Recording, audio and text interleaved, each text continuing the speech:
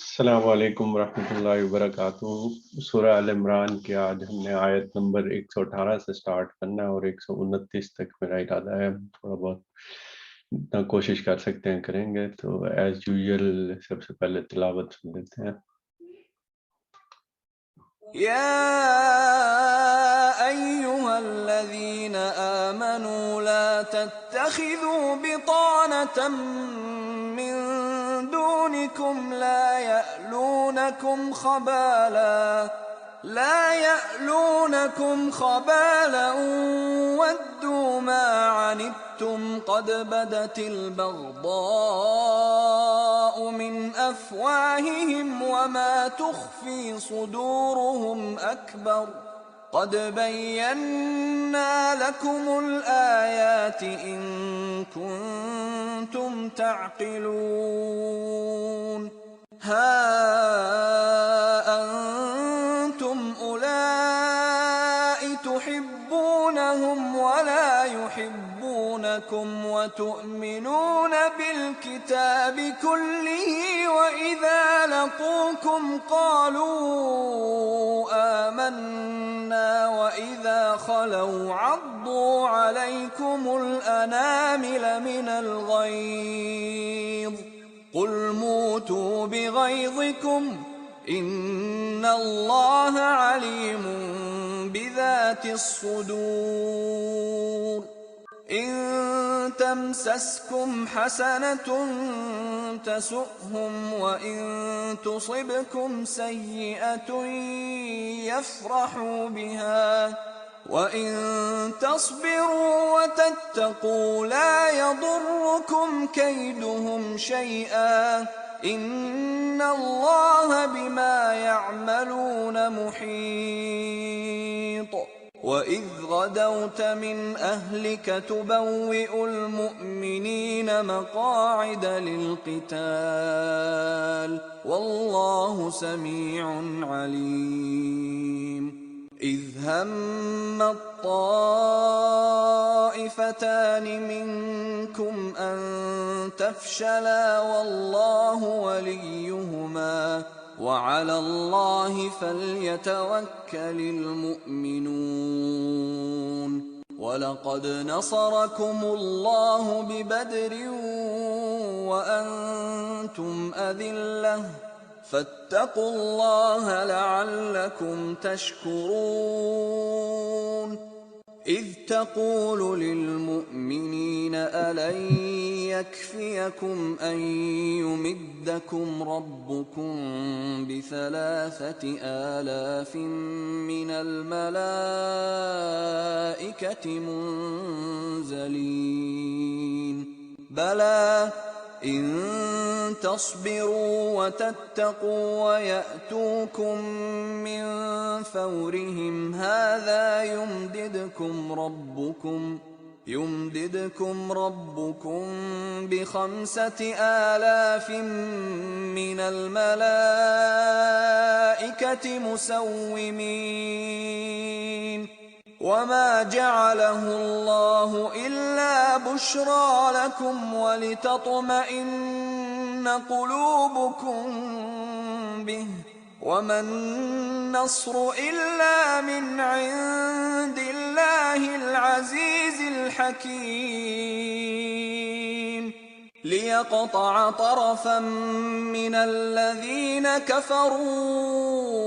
أو يكبتهم فينقلبوا خائبين ليس لك من الأمر شيء أو يتوب عليهم أو يعذبهم فإنهم ظالمون وَلِلَّهِ مَا فِي السَّمَاوَاتِ وَمَا فِي الْأَرْضِ يَغْفِرُ لِمَن يَشَاءُ وَيُعَذِّبُ مَن يَشَاءُ وَاللَّهُ غَفُورٌ رَّحِيمٌ۔ یہاں سے ہم آغاز کرتے ہیں۔ سے پہلے بس تھوڑا سا بتاتا چلوں کہ پیچھے کیا چیز چل رہی تھی کہ سورہ ال عمران میں تمہید کے بعد حضرت عیسیٰ کا پورا واقعہ سنایا گیا اہل کتاب کے اوپر جو اتمام حجت کا مضمون جو سورہ بقرہ سے ہی سٹارٹ ہوا تھا اس کو کنٹینیو کیا گیا ہے، سورہ ال عمران میں بھی ہے، اور اس میں نصارہ پر یا عیسائیوں پر جس طرح ہم کہتے ہیں ان کے اوپر کھول کھول کے ساری چیزیں بتا دی گئیں۔ اور پھر یہ دوسری فصل جو سٹارٹ ہوئی تھی تو اس میں اہل ایمان والوں کو اس ٹائم پہ جو تزکیہ و تطہیر کرنا وہ چیزیں اب پیش نظر ہیں۔ اور تزکیہ و تطہیر کے میں بتا چکا ہوں کہ تزکیہ وہ چیز ہے کہ اپنے آپ کو پاکیزہ کرنا، یعنی کہ صاف ستھرا کرنا۔ اللہ تعالیٰ نے پھر ان ایمان والوں کو وہ احکامات دیے، وہ چیزیں بتائیں جس سے وہ تزکیہ حاصل کر سکتے ہیں، اور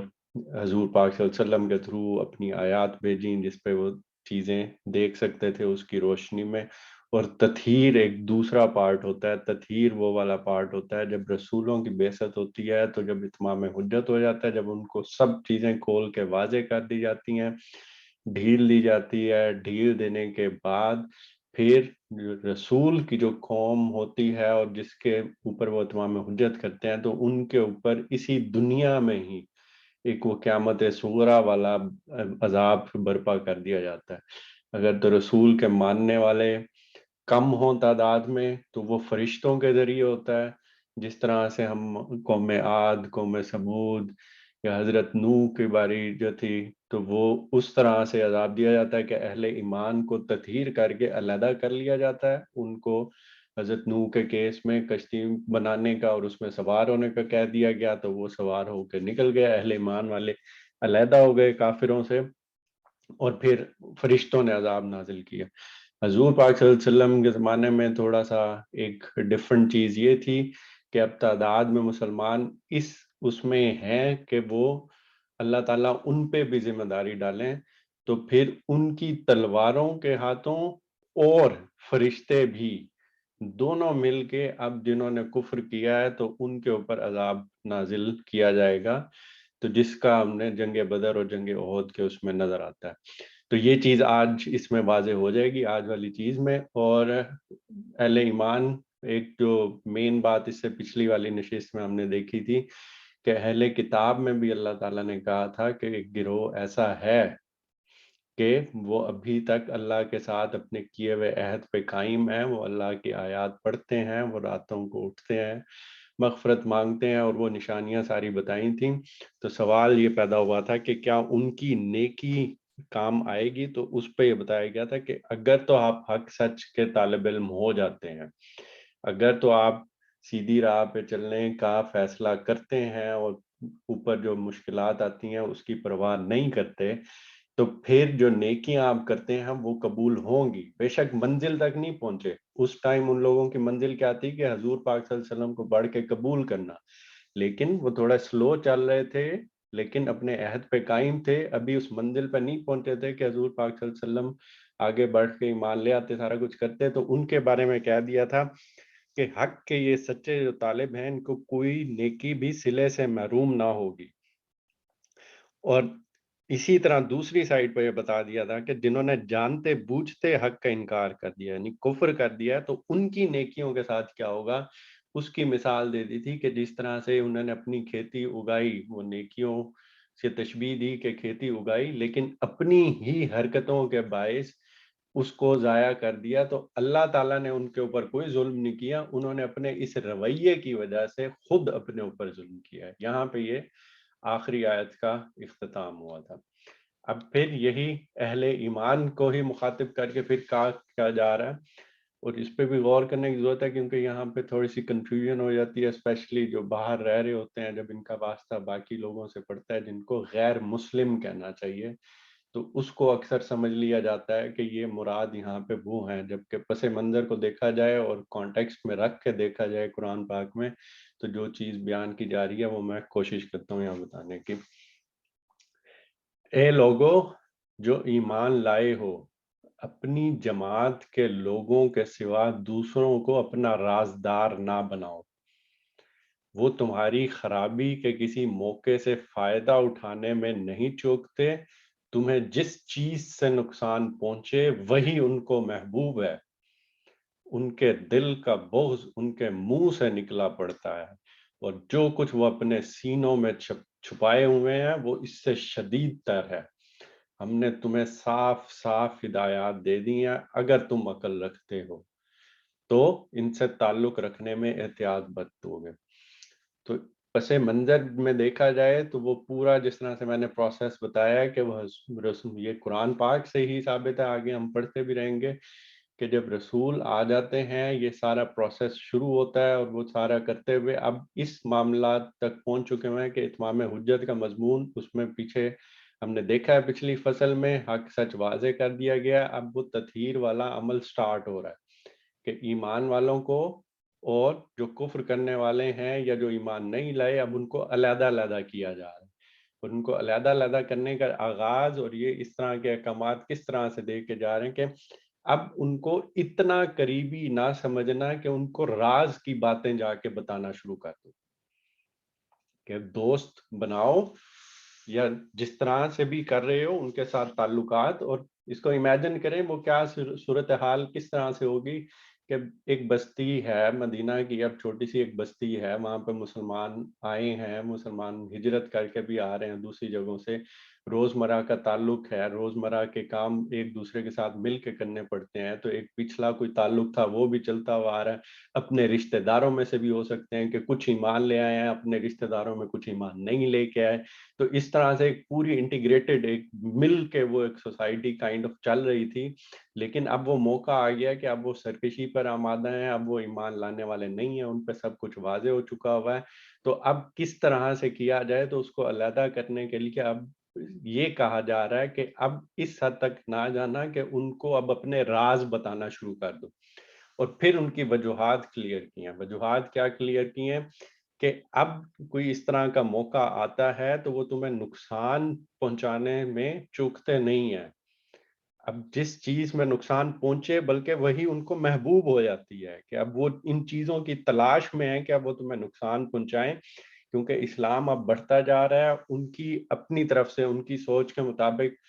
ان کی ویلیو کم ہوتی جا رہی ہے, تعصب دل میں ہے, ماننا ہے نہیں, حق سچ واضح ہو چکا ہوگا. تو اب بظاہر تو وہ تمہیں لگیں گے دوست, لیکن حقیقت میں کیا چل رہا ہے وہ تمہیں نقصان پہنچانے سے نہیں چوکتے, اور ان کی یہ چیز اب ان کے منہ سے ان کی زبان سے بھی اب جھلکنا شروع ہو گئی ہے, جس کو مسلمان شاید اس ٹائم پہ دیکھ نہیں پا رہے تھے, یا وہ اس کو صرف نظر کرتے جا رہے تھے کہ بھئی اس پہ توجہ نہیں کر رہے تھے. تو اللہ تعالیٰ کی طرف سے توجہ کرائی گئی ہے کہ اب ان کے منہ سے یہ چیز نکلی جا رہی. اور اس کے علاوہ یہ بھی اللہ تعالیٰ بتاتے چلیں کہ یہ تو منہ سے نکل رہا ہے, تو ان کے سینوں میں جو چھپا ہوا ہے وہ اس سے بھی شدید تر ہے. اور پھر اللہ تعالیٰ ایمان والوں کو کہہ رہے ہیں کہ یہ ہم نے اب تمہیں صاف صاف ہدایات دے دی ہیں, اب تم عقل رکھتے ہو تو ان میں تعلق رکھنے میں احتیاط برتو گے. تو اس سے اس پس منظر سے اٹھا کے پوری دنیا پہ اب اس ٹائم پہ لاگو کر دینا بالکل بھی کسی طرح سے بنتا نہیں ہے. کہ اول بات کہ ہم اب جو بات کر رہے ہیں کافروں سے بات نہیں کر رہے. کافر کی ڈیفینیشن میں بہت دفعہ بتا چکا ہوں کہ جب ان تک حق سچ آ گیا, ان کو حق سچ بتا دیا گیا اور پھر انہوں نے جانتے بوجھتے انکار کر دیا. اب یہ جاننا کسی انسان کے بس میں ہے ہی نہیں, یہ صرف اللہ ہی بتا سکتا ہے کہ اس کو ہدایت پہنچی تھی, اس پہ یہ چیز کلیئر ہو چکی ہوئی تھی, اور پھر اس نے جانتے بوجھتے یہ انکار کر دیا. تو اس ٹائم اللہ تعالیٰ ہی بتا رہے ہیں ان لوگوں کو, ایمان والوں کو, کہ یہ سچویشن ان کے ساتھ ہے, ان کے سینوں میں یہ چھپا ہوا ہے. تو اس چیز کو اب ہم اپلائی کر ہی نہیں سکتے کہ ہم کسی اس سے اب دوستی نہ کریں یا ان سے بول چال نہ کریں یا ان کو اس طرح سے نہ کریں. ہمیں تعلق پڑے گا. ہمارا کام اب یہ بتا دیا گیا ہے کہ ہم ان تک وہ ہدایات جس طرح سے ایک پراپر طریقہ ہے وہ پہنچا دیں, اور بس اس کے بعد ہمارا کام پیغام پہنچا دینا, اس کے بعد ہم کچھ نہیں کر سکتے. یہاں پہ جو قانون چل رہا ہے وہ اللہ تعالیٰ کا علیحدہ سے رسول جب آ جاتا ہے کسی قوم میں, تو جب اس کا فیصلہ کر دیا جاتا ہے اس دنیا میں, وہ والا قانون چل رہا ہے. اور آگے پھر بات ہو رہی ہے تم ان سے محبت رکھتے ہو مگر وہ تم سے محبت نہیں رکھتے, حالانکہ تم تمام کتب آسمانی کو مانتے ہو. جب وہ تم سے ملتے ہیں تو کہتے ہیں کہ ہم نے بھی تمہارے رسول اور تمہاری کتاب کو مان لیا ہے. مگر جب جدا ہوتے ہیں تو تمہارے خلاف ان کے غیظ و غضب کا یہ حال ہوتا ہے کہ اپنی انگلیاں چبانے لگتے ہیں۔ ان سے کہہ دو کہ اپنے غصے میں آپ جل مرو، اللہ دلوں کے چھپے ہوئے راز تک جانتا ہے۔ اور مسلمانوں کو ہی توجہ دلائی ہے کہ تم شفیق دل، محبت رکھنے والے ہو، لیکن اس چیز کو مد نظر رکھو کہ یہ اب تم سے محبت نہیں رکھتے۔ تم اپنی طرف سے یہ دل میں رکھتے ہو کہ ہم نے پچھلی ساری جو کتابیں ہیں اللہ تعالیٰ نے نازل کی ہیں، ہم نے اس کو مان لیا ہے۔ ان کا کیا حال ہے کہ جب یہ ملتے ہیں تو ہم کہتے ہیں کہ ہم نے تمہاری رسول اور تمہاری کتاب کو مان لیا، اور یہاں پہ یہ سمجھ لینا بھی ضروری ہے کہ یہ کس طرح سے کہتے تھے۔ اور میرا اپنا ایک پرسنل ایکسپیرینس بھی یہاں پہ ہو چکا ہوا ہے کہ جب ہلکی پھلکی بات ہوئی تو یہ مانتے اس طرح سے ہیں کہ حضور پاک صلی اللہ علیہ وسلم رسول ہیں اور وہ آئے ہیں، ان کو کتاب بھی ملی ہے، لیکن وہ بنی اسماعیل کے لیے آئے ہیں، وہ ہمارے لیے نہیں آئے۔ تو یہ چیز اس کو آج تک یہ ماننے کے لیے تیار نہیں ہوئے کہ حضور پاک صلی اللہ علیہ وسلم جب خاتم النبیین بن کے آئے ہیں تو وہ جو اسلام اللہ کا جو مذہب ہے جو پہلے دن سے چل رہا ہے حضرت آدم کے ٹائم سے، اور بعد میں یہ جو فرقے ہیں یہود یا عیسائیت، اور یہی اسلام آگے حضور پاک صلی اللہ علیہ وسلم کے آنے پہ کمپلیٹ ہوا ہے اور یہ پوری انسانیت کے لیے ہے، تو یہ اس چیز کو ماننے کے لیے تیار نہیں ہے کہ ان کے جو اب احکامات دیے جائیں گے اور اب حضور پاک صلی اللہ علیہ وسلم کے تھرو جو باتیں بتائی جا رہی ہیں جو کم و بیش پہلے بھی بتائی گئی ہیں تو یہ ان کے لیے بھی ویلڈ ہیں۔ تو اس چیز کو یہ آج تک نہیں مان پائے، اور یہ چیز ہی سمجھنی اصل میں وہ ترکیب اللہ تعالیٰ کی سمجھنی ہی ضروری یہاں پہ ہو جاتی ہے کہ جب تک تہذیب و تمدن کا ایک اس طرح سے ذریعہ تھا کہ علاقے علیحدہ علیحدہ تھے تو اللہ تعالیٰ علیحدہ علیحدہ ان قوموں پہ رسول نازل کرتے رہے۔ پھر جب حضرت ابراہیم تک کا ٹائم آیا اور حضرت ابراہیم کو اللہ تعالیٰ نے امام کے طور پہ چوز کر لیا تو ان کے اپنے بھی قوم کے اوپر وہ حجت والا سارا ہوا، اور اس کے بعد ان کی دو اولاد کی شاخوں میں پھر ان کی آل میں پھر کہ ان کی اولادوں میں پھر یہ ان کو رکھا گیا، ان کو یہ منصب دیا گیا، پیغمبری والا منصب دیا گیا، جس میں پہلے بنی اسرائیل تھے کہ انہوں نے پہلے فلسطین میں جا کے آباد ہونا تھا، فلسطین میں آباد ہو کے دنیا میں توحید کا ایک مرکز بنانا تھا، دنیا کو آگے بڑھ کے گواہی دینی تھی، لوگوں کو جب کوئی سوال ہوتا تو انہوں نے یہ گواہی دینی تھی۔ لیکن جب یہ منصب پہ پورے نہیں اترے تو پھر حضور پاک صلی اللہ علیہ وسلم جو دوسری اولاد ہے حضرت ابراہیم کی اس میں سے نازل ہوئے حضرت اسماعیل کے بعد سے ایک گیپ کے بعد، اور انہوں نے پھر اس قوم کو بنی اسماعیل کو چنا گیا کہ یہ منصب بنی اسرائیل سے لے کے اب آپ کو دیا جا رہا ہے بنی اسماعیل کو، اور اب رہتی دنیا تک قیامت تک کے لیے تم لوگوں نے ایک مرکز بنانا ہے، اور اس میں عرب جس طرح سے اب خانہ کعبہ ہے یا اس کو اب مرکز بنایا جائے گا اور اس سے پوری دنیا ہدایت حاصل کرے گی۔ تو یہ چیز ان کو سمجھ میں تو وہ انہوں نے اس چیز کو بھی ابھی تک اسی طرح مانتے ہیں کہ یہ خاص علاقے میں خاص اس کے لیے پیغمبر آئے ہیں، جبکہ وہ پوری انسانیت کے لیے اب رہتی دنیا تک کے لیے قیامت تک کے لیے رسول بنا کے بھیجے گئے تھے۔ تو یہ جب ملتے ہیں تو یہ اس طرح سے کہتے ہیں کہ ہم نے مان لیا، لیکن جب جدا ہوتے ہیں تو اتنا ان کے اندر تعصب ہے، اتنا ان کے اندر بغض ہے کہ وہ غصے میں اپنی انگلیاں چبانے لگتے ہیں، اور ان کو کہا کس طرح سے جا رہا ہے کہ یہ جو غصہ انہوں نے خود اپنے اندر پیدا کر لیا تو اسی میں ہی جل مرو، اللہ دلوں کے چھپے ہوئے راز تک جانتا ہے۔ تمہارا بھلا بھی ہوتا ہے تو ان کو برا معلوم ہوتا ہے، اور تم پر کوئی مصیبت آتی ہے تو یہ خوش ہوتے ہیں، مگر ان کی کوئی تدبیر تمہارے خلاف کارگر نہیں ہو سکتی بشرط یہ کہ تم صبر سے کام لو اور اللہ سے ڈر کر کام کرتے رہو۔ جو کچھ یہ کر رہے ہیں اللہ اس پر حاوی ہے۔ تو وہی پچھلی والی چیز کو مزید وضاحت کر کے اب دو بنیادی چیزوں کا تقاضا کیا گیا ایمان والوں سے۔ دو بنیادی چیز کا تقاضا کن کن باتوں میں کیا گیا ہے کہ پہلی بات یہ کہی گئی ہے کہ یہ اب تدبیریں بھی کریں گے اور یہ نقصان پہنچانے کی کوشش بھی کریں گے، لیکن وہ تمہارے خلاف کارگر نہیں ہوں گی، اور یہ اللہ تعالیٰ بتا رہے ہیں۔ شرط کیا رکھی جا رہی ہے؟ پہلی بات تم صبر سے کام لو، کہ ابھی اگر اللہ تعالیٰ کی طرف سے صبر، اب کس طرح سمجھنے کی اگر ہم کوشش کریں تو اس طرح سے بات سمجھ میں آتی ہے کہ اب کوئی اگر مشکل آتی ہے، کوئی یہ تدبیر کر بھی رہے ہیں، اللہ تعالیٰ کی طرف سے کوئی احکامات بھی دیے جا رہے ہیں، یہ ساری چیزیں دی جا رہی ہیں، تو یہ کرنا مشکل ہو سکتا ہے، یہ آزمائش کی گھڑی ہو سکتی ہے، اس میں کچھ نہ کچھ آگے پیچھے ذہن میں خیالات آنے کا کچھ اندیشہ ہو سکتا ہے، لیکن تم نے صبر سے کام لینا ہے، استقامت کے ساتھ، ثابت قدمی کے ساتھ کھڑے رہنا ہے۔ اور دوسرا یہ کہ اللہ کا ڈر، اور اللہ سے ڈر کے کام کرتے رہو، یہ نہ ہو کہ پھر اگر وہ نقصان پہنچانے کا اندیشہ ہو اور وہ کچھ ترکیب اپنی کریں تو ادھر اللہ کا حکم سنے بغیر اللہ کے حکم کے تم خلاف کوئی کام کر بیٹھو، کوئی حکم عدولی کر بیٹھو۔ تو اللہ سے ڈر کے رہو، اللہ جو کہہ رہے ہیں ان کی بات مانی جائے، اور پھر اگر کوئی مشکلات ابھی آ بھی رہی ہیں تو صبر سے کام لینا ہے۔ یہ دو شرطیں بتا دیں، اور اللہ تعالیٰ نے اور ساتھ یہ کہہ دیا کہ ان کی کوئی ترکیب جو ہے تمہارے خلاف کارگر پھر نہیں ہو سکے گی۔ اور کیوں نہیں ہو سکے گی؟ کیونکہ جو کچھ یہ کر رہے ہیں اس پہ اللہ اس پر حاوی ہے، کہ اللہ سے بڑھ کے تو یہ نہیں جا سکتے، اللہ ان سب کو گھیرے میں لیا ہوا ہے، اللہ سب چیز پہ قادر ہے۔ تو یہ اگر تم دونوں چیزیں کرو گے تو میں تو ان پہ حاوی ہوں ہی، تو میں ان کی کوئی ترکیب تم پر نہیں کارگر ہونے دوں گا۔ اور یہاں سے اب وہ آگے چیز سٹارٹ ہو رہی ہے کہ ان کو اب واقعہ سناؤ، مسلمانوں کو، اہل ایمان والوں کو، اے پیغمبر صلی اللہ علیہ وسلم مسلمانوں کے سامنے اس موقع کا ذکر کرو جب تم صبح سویرے اپنے گھر سے نکلے تھے اور احد کے میدان میں مسلمانوں کو جنگ کے لیے جا بجا معمور کر رہے تھے۔ اللہ ساری باتیں سنتا ہے اور نہایت باخبر ہے۔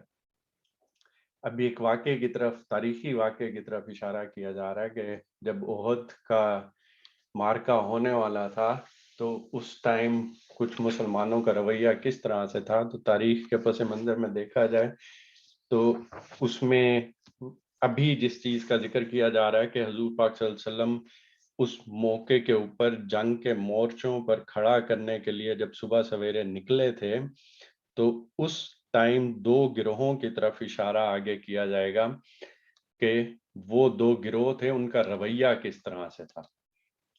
یاد کرو جب تم میں سے دو گروہ بزدلی دکھانے پر آمادہ ہو گئے تھے، اور پچھلی آیت میں آپ نے دیکھا ہے کہ انہوں نے اشارہ کیا گیا اللہ تعالیٰ کی طرف سے، تم نے صبر سے کام لینا ہے اور اللہ کے حکم کی عدولی نہیں کرنی، اللہ سے ڈر کے رہنا ہے، اللہ جو بات کہیں گے پھر ان کی بات ماننی ہے، حکم عدولی نہیں کرنی، اللہ سے ڈرنا ہے اور صبر کرنا ہے۔ اور پھر سمجھانے کے لیے وہ واقعہ بتایا کہ ان کو وہ واقعہ بتاؤ کہ وہ جب ہوا تھا، جب مورچوں کو تیار کیا جا رہا تھا اور کھڑا کرنے کے لیے صبح سویرے حضور پاک صلی اللہ علیہ وسلم گئے تھے، اور مسلمانوں کے ہی بظاہر مسلمانوں کے ہی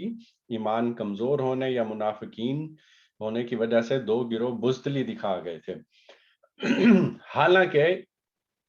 اللہ ان کی مدد پر موجود تھا اور مومنوں کو اللہ ہی پر بھروسہ رکھنا چاہیے۔ تب وہ واقعہ کیا تھا؟ وہ امام امین احسن اصلاحی نے اس طرح سے بیان کیا کہ ان دونوں گروہ، یہ گروہ تھے قبیلہ خزرج کے بنو سلمہ اور قبیلہ اوس کے بنو حارثہ،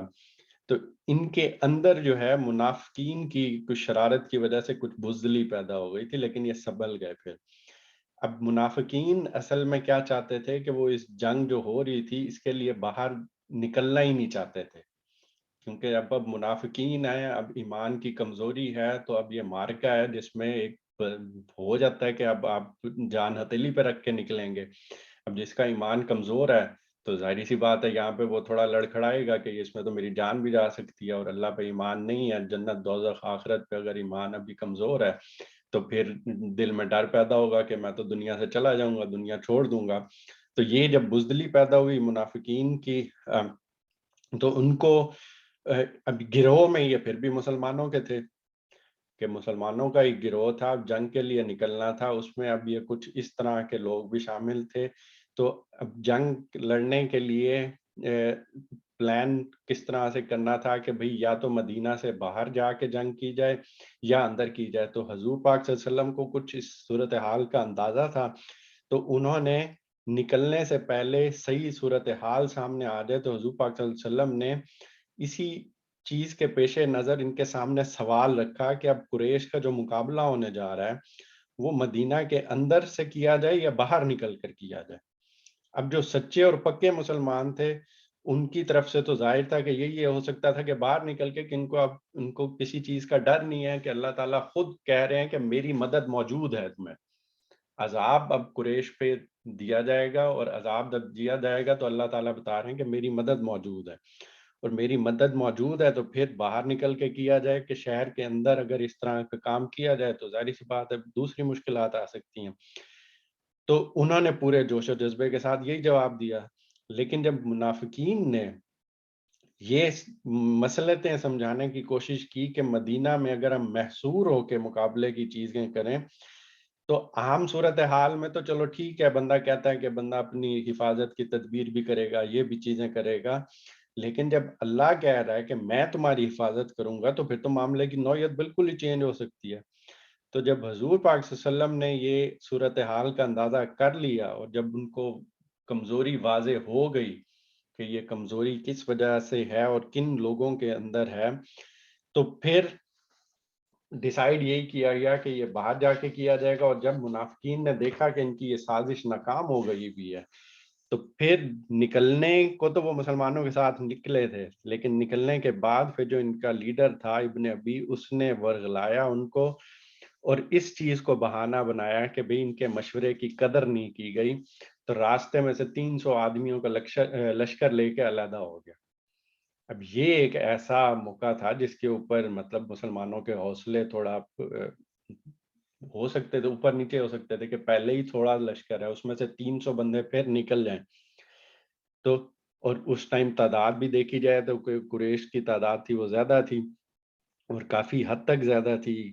اور مسلمانوں کی اس تعداد میں کم تھی, اور عین موقع کے طور پہ 300 آدمی اس ٹائم پہ فرار ہو جائیں تو ایک بہت بڑا اہم حادثہ تھا.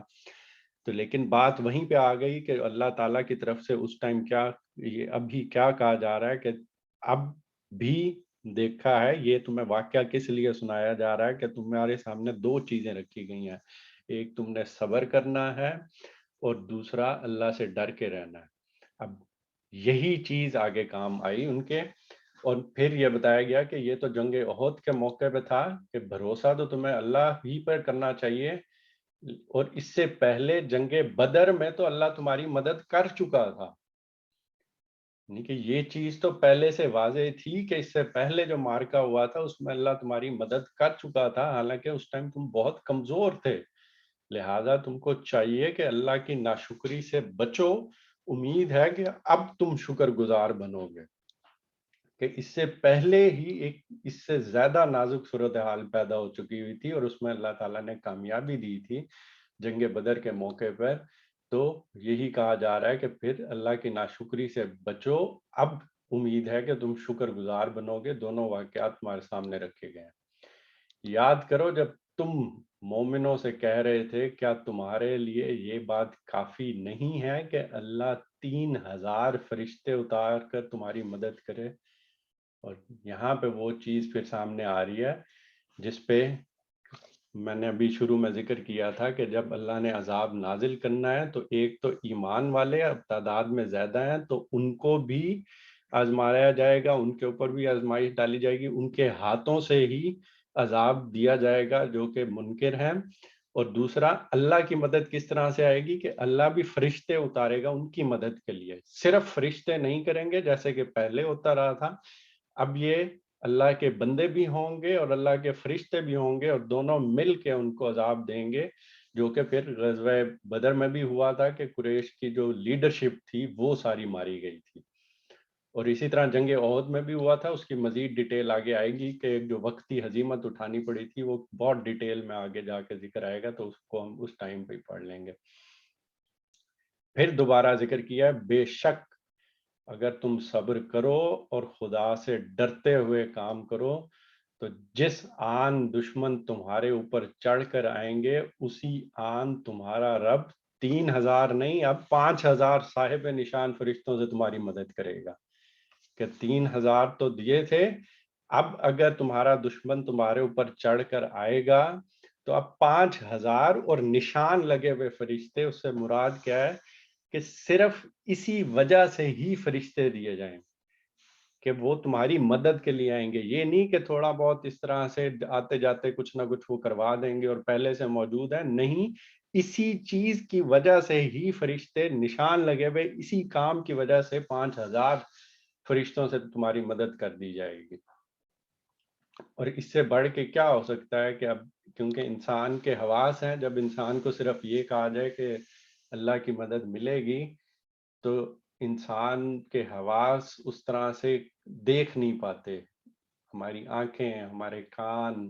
ہماری جو چھونے کی حص ہے، ہماری یہ ساری جو حسیات ہیں، جب اس کے زمرے میں یہ چیزیں نہیں آتی تو پھر انسان کے لیے تھوڑا سا بلیو کرنا تھوڑا مشکل ہو جاتا ہے کہ کیسے مدد آئے گی، سمجھ نہیں آئے گی، یہ نظر نہیں آئے گا، یہ تو کس طرح سے ہوگا. تو اس چیز کو سمجھانے کے لیے بنیادی طور پہ حضور پاک صلی اللہ علیہ وسلم کی طرف سے ان کو کہلوایا گیا کہ 5000 گنوا کے یہ چیز ہے، نشان لگے فرشتے تمہاری مدد کریں گے. اور کیوں یہ بتایا جا رہا ہے تمہیں؟ یہ بات اللہ نے تمہیں اس لیے بتا دی ہے کہ تم خوش ہو جاؤ، تمہارے دل مطمئن ہو جائیں، تمہاری جتنی عقل تمہیں حسیات دی گئی ہیں اس میں یہ بات سمجھ آ جائے کہ اللہ کس طرح سے مدد کرے گا. فتح و نصرت جو بھی ہے، جو کچھ بھی ہے، وہ تو اللہ کی طرف سے ہی ہے، لیکن تمہیں خوش کرنے کے لیے، تمہارے دل مطمئن کرنے کے لیے یہ چیز تمہیں بتائی جا رہی ہے. یہ فتح و نصرت جو کچھ بھی ہے اللہ کی طرف سے ہے، جو بڑی قوت والا اور دانا اور بینا ہے. اور یہ مدد وہ تمہیں اس لیے دے گا. اب یعنی کہ اس کی وجہ بتائی جا رہی ہے. وہ جو عذاب کا جو کانسیپٹ ہے اس چیز کے بارے میں بتایا جا رہا ہے کہ اب یہ مدد مل کس لیے رہی ہے تمہیں. کیونکہ اب رسول کے زمانے میں اتمام حجت، حق سچ واضح ہونے کے بعد اب یہ جو مارکا ہوا یا ہوگا، یہ ساری چیز، اب یہ کیوں مدد تمہیں ملے گی عام حالات میں، کیوں باقیوں کو نہیں ملتی؟ وہ مدد اس لیے ملے گی تاکہ کفر کی راہ پر چلنے والوں کو ایک بازو کاٹ دے یا ان کو ایسی ذلیل شکست دے کہ وہ نامرادی کے ساتھ پسپا ہو جائے. ایک بازو کاٹ دے سے مراد یہ ہے کہ ان کو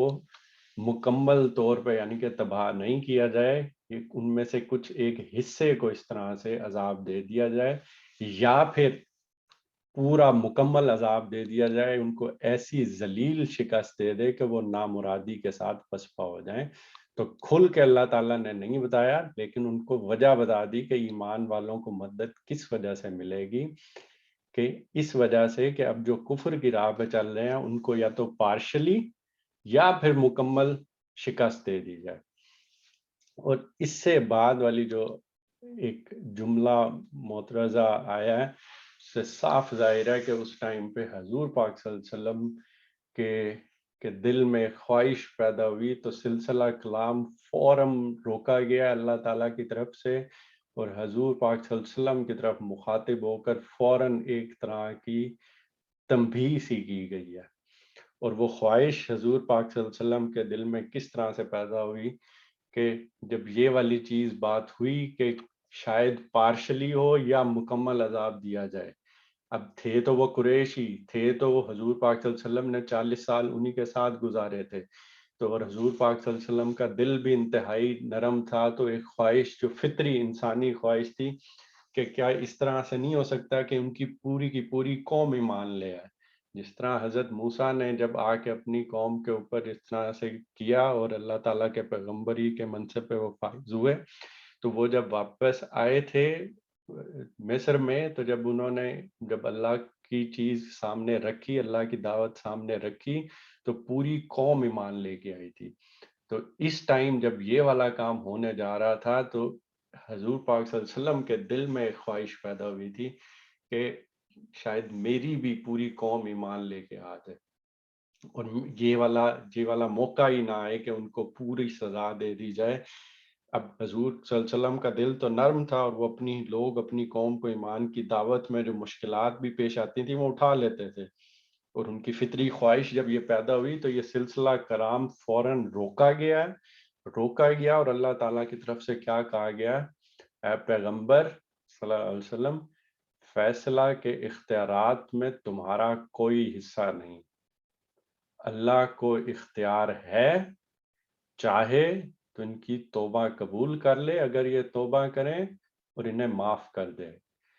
اور چاہے تو اگر یہ کفر کی روش پہ اسی طرح رہیں گے تو سزا دے دے۔ کیوں سزا دے دے؟ کیونکہ وہ ظالم ہے۔ اور یہ وہ انتہائی اہم چیز ہے جو ہم سب کو سمجھ لینی چاہیے، کہ جنہوں نے ہمارے ذہنوں میں یہ چیز بٹھا دی گئی ہے کہ حضور پاک صلی اللہ علیہ وسلم کا جو شفاعت کا ایک کانسیپٹ بالکل ایک متوازی کھڑا کر دیا گیا ہے، کہ ایک رجسٹر سمجھ لیں جس میں کچھ کلمات پڑھ لیں عربی کے اور اس میں نام لکھوا دیں کہ ہم حضور پاک صلی اللہ علیہ وسلم کے اب امتی بن گئے ہیں، اس کے بعد زندگی جس طرح سے مرضی گزاریں، ایمان لائیں نہ صحیح طریقے سے ایمان لائیں، اچھے اعمال کریں یا نہ کریں، کوئی بات نہیں، سارے ایک جگہ پہ کھڑے ہوئے ہیں، رجسٹر میں نام لکھوا دیا تو حضور پاک صلی اللہ علیہ وسلم آ کے ہمیں بچا لیں گے قیامت والے دن۔ اور یہاں پہ ان لوگوں کو پھر یہ والی آیت دیکھنی چاہیے کہ کیا بتایا جا رہا ہے کہ قریش جن پہ حضور پاک صلی اللہ علیہ وسلم نے اپنی زندگی گزاری ہے، جو اس طرح کی سچویشن میں کھڑے ہوئے تھے، اور حضور پاک صلی اللہ علیہ وسلم کی خواہش دل میں پیدا ہوئی ہے، تو ابھی پیدا ہوئی ہے، زبان پر بھی نہیں آئی، تو اللہ تعالیٰ نے سلسلہ کلام روک کر کو فوراً کہہ دیا کہ اس فیصلے کے اختیارات میں تمہارا کوئی حصہ نہیں ہے، اللہ ہی کو یہ سارا اختیار ہے کہ ان کی توبہ کر لے اگر یہ توبہ کرتے ہیں، یا اپنا عذاب نازل کر دے اس لیے کہ یہ ظالم ہے۔ اور یہ اللہ ہی کا اختیار ہے، زمینوں اور آسمانوں میں جو کچھ ہے وہ اللہ ہی کے ہے، وہ اپنے قانون کے مطابق جس کو چاہے گا بخش دے گا اور جس کو چاہے گا سزا دے گا۔ حقیقت یہ ہے کہ اللہ بخشنے والا ہے، اس کی شفقت ابدی ہے۔ تو یہ ساری باتیں کہنے کا کیوں پیدا ہوا کہ وہ معاف کرنے والا بھی ہے، رحیم بھی ہے، لیکن وہ اپنے قانون کے مطابق کرے گا۔ اللہ ظالم نہیں ہے، جو ہدایت مانگے گا اس کو ملے گی، جو لوگ توبہ کریں گے تو ان کی توبہ قبول کرنے اور ان کو ہدایت دینے کا کام کیا جا سکتا ہے، لیکن جو ظالم لوگ ہیں، جو خود اپنے اوپر ظلم کرنا چاہتے ہیں، تو ان کو ہدایت کس طرح سے ملے گی؟ اگرچہ حضور پاک صلی اللہ علیہ وسلم کی خواہش ہے،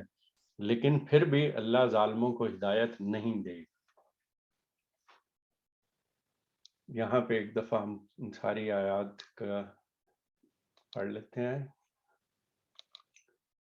اے لوگو جو ایمان لائے ہو، اپنی جماعت کے لوگوں کے سوا